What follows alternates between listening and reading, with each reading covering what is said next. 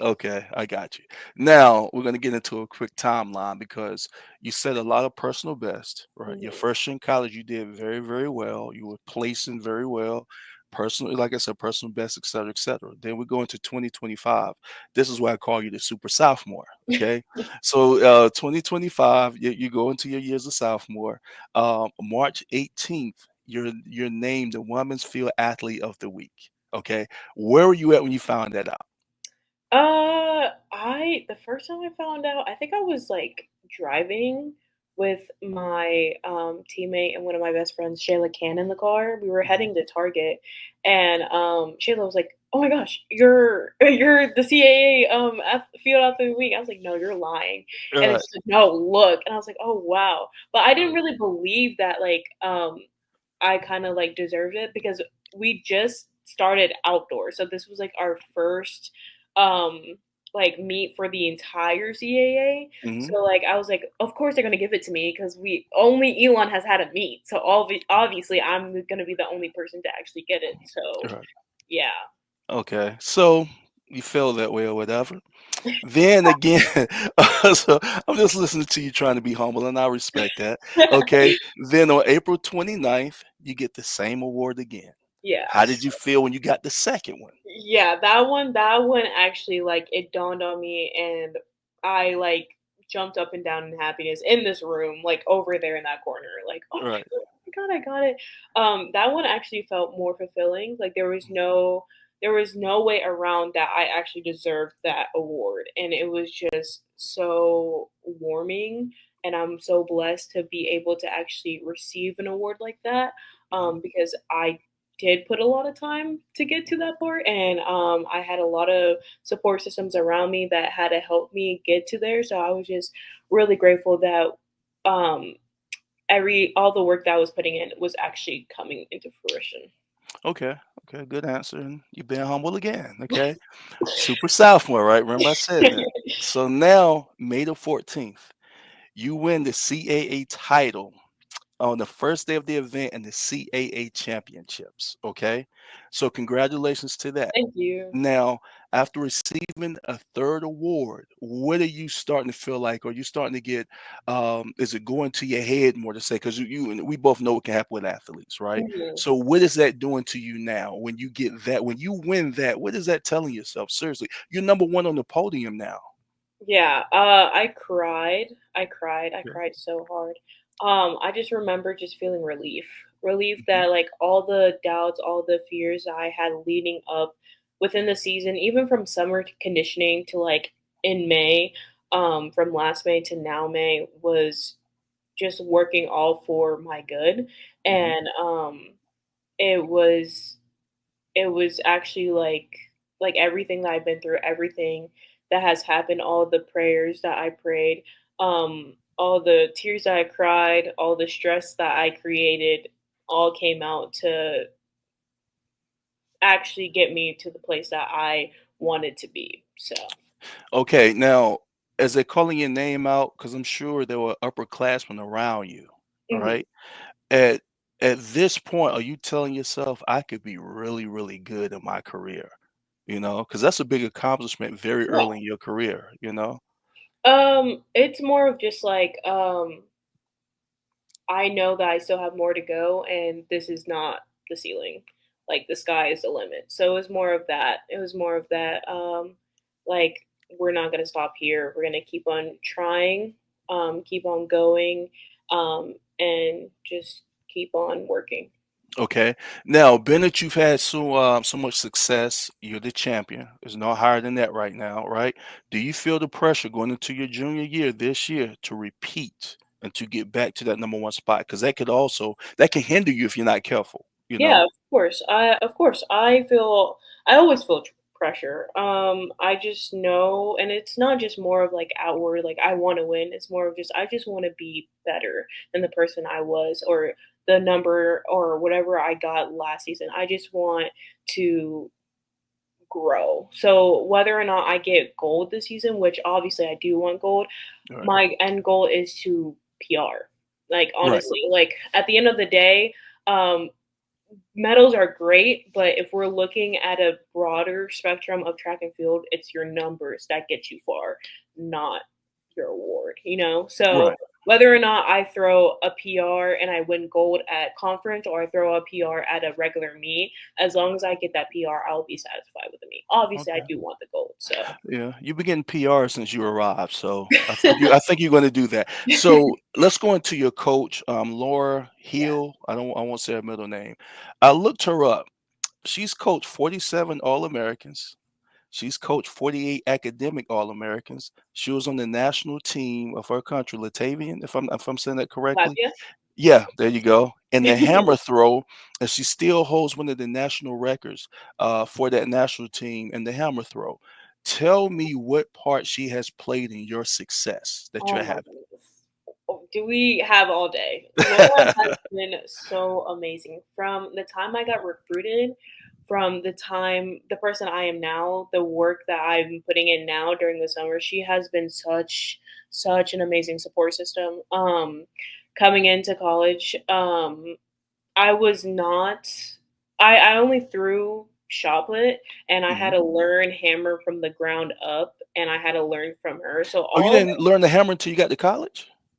yeah, I Okay. had a background in it, but it was like the wrong form, terrible form. Like everything that I've worked up to now in Hammer and in chocolate has all been Laura. And specifically like Hammer I want to hone on in because I came into college not knowing how to throw hammer correctly and she has been so patient and so kind and just putting so much effort and time into me and I'm just so grateful for that even from the time she recruited me Right. she has been so patient with me. I know I was more of a like a potential athlete. I didn't really have the numbers because again, I only threw shot put. Right. So yeah, she has been such a huge chunk of my success, and especially where I am here, along with my amazing teammates as well. Elon says, Right, right, and I respect that you always talk about teammates because that's really what sports is all about. yeah, Now she was also an Olympian. Okay, yes, is there? And this is a question I can't answer as an athlete, ex-athlete. Is there pressure? I know it's pressure. Don't get it twisted. But you are playing or performing for an Olympian, so you hmm kind of have to listen to everything they're saying. So does that change your mindset when an Olympian is telling you something? You understand what I'm saying? That has yeah. to be different. For sure. I know, especially that's like one of the reasons why I wanted to come to Elon so bad is because how knowledgeable Laura is and how great of Okay. a coach and athlete she is.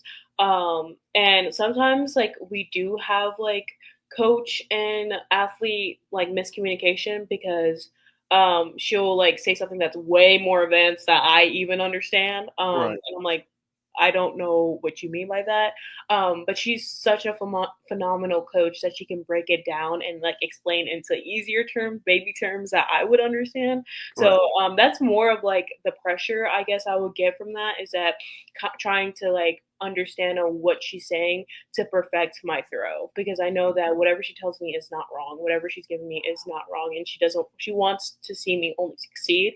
It's just that understanding what she's trying to say to me to get me there is just the only thing. Well said. I love hearing stuff like that. Okay, so we're gonna get into a different part of it. We're gonna start breaking it down. I don't want to hold you all day. Mhm. Okay, so you see that women's basketball has gotten more popular, right? Yes. You see that women's college softball is more popular all over ESPN now, right? Even the WNBA, Caitlin Clarke, and all this stuff that's going on in WNBA and in women's sports.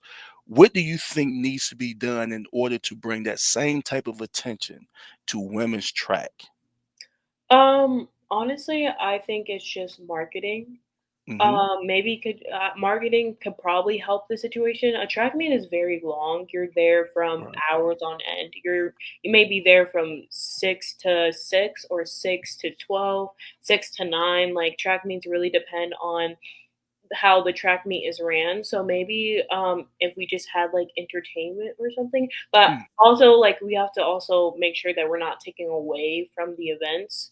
right. So I think maybe marketing, maybe something within that that can like help boost like the engagement within track and field. So maybe Right. something. Okay, that's a good point. Something to think about. Yeah, Okay, outside of the normal things that athletes tell kids, like I always like to ask an athlete, what would you tell somebody to get to your level? But I don't like for athletes to say the same things over and over. Work hard. We know to work hard. Keep your hmm grades up. We know to keep your grades up. Like, what would you really tell an athlete to get to your level? What they need to do? yeah. Have faith in yourself. Like, Mm, if you I want like it, that. you can get it. Like, Right. consistency is so much better than just getting the numbers. Right. Consistency is where you build that resilience, where you build that perseverance, where you build that faith within yourself. And whatever like religion you are, or whether you believe in yourself, you believe in God, I believe in God, but like just ensuring that you have that belief, you stay true to your truth, Hmm. and don't let any negativity, whether it's from other people or even yourself, because I know a lot of young athletes regarding recruiting, especially around these times where we have a cap, Yep. 5 people, it's going to be rough out Hmm. here. Hmm. Just ensure that if a coach says no to you, that doesn't mean and determine your worth as an athlete or as a person. Well You're said. yourself as an athlete, you're yourself as a person. Those two are different. So Well said. also keep that distinction. Okay. Great answer. I'm gonna ask you something, then I'm gonna come out with another question similar to that. Yeah. With sports, especially in the men's sports, basketball, football, what do you feel about all of this transferring that's going on?